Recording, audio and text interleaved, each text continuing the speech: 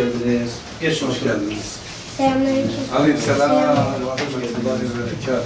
Hoş geldiniz. Selam. Hoş geldiniz.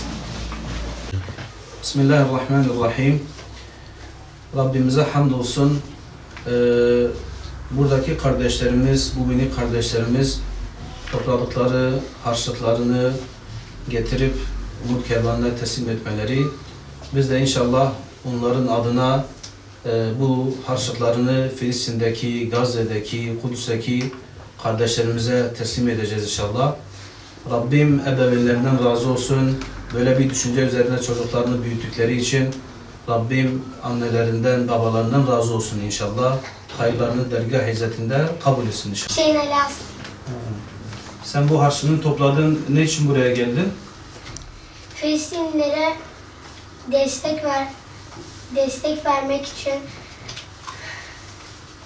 Ya Allah senin hayrını kabul etsin inşallah. Benim adım Muhammed Mursi, soyadım Aslı.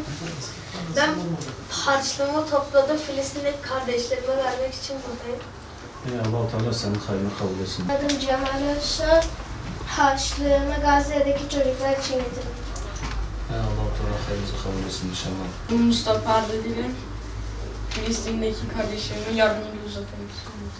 Allah hayrını kabul etsin. Umut Çelik. Ben burada Gazze'deki, Filistin'deki kardeşlerimize yardım etmek için harçlıklarımdan getirdim.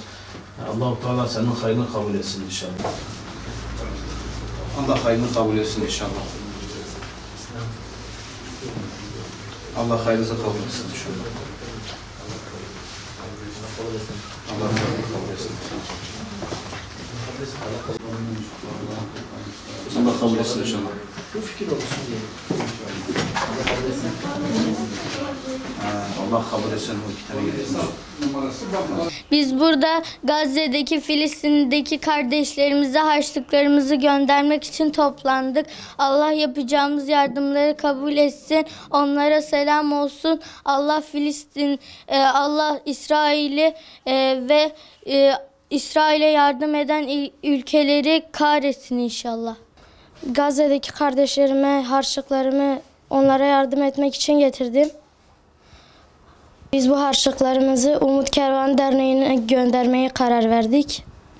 Kudüs özgür olacak. Bugün arkadaşlarımızla paramızı toplayıp, harçlıklarımızı toplayıp Gazze'deki kardeşlerimize göndermek için burada toplandık.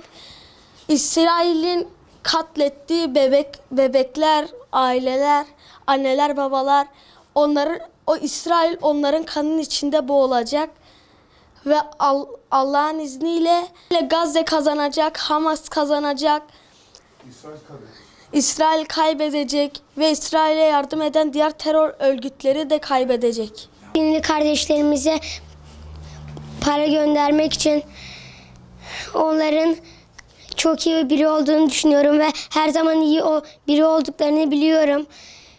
Her zaman İsrailler ve Amerikalılar yenileceğini biliyorum.